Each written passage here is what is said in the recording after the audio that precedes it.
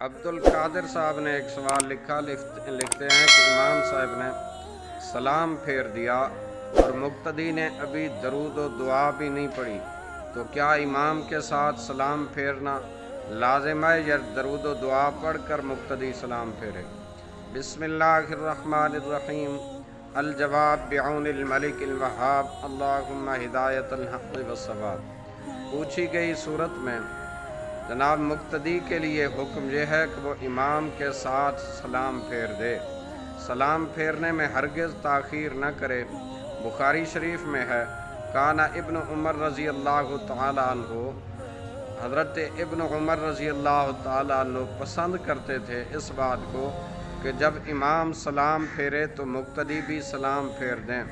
حضرت اتبان رضی اللہ تعالیٰ عنہ سے مروی ہے، کہتے ہیں ہم نے نبی علیہ الصلوۃ والسلام کے ساتھ ساتھ نماز پڑھی، جب رحمت کونین صلی اللہ علیہ وآلہ وسلم نے سلام پھیرا تو ہم نے سلام پھیرا۔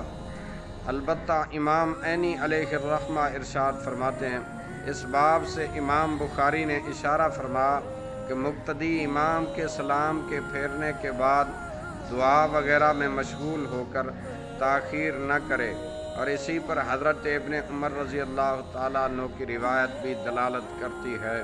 البتہ بعض کتب فقہ کے اندر یہ چیز فقہاء کرام نے لکھی ہے کہ اگر مقتدی کا کچھ باقی ہے تو وہ پڑھ کر فی الفور سلام پھیر دے۔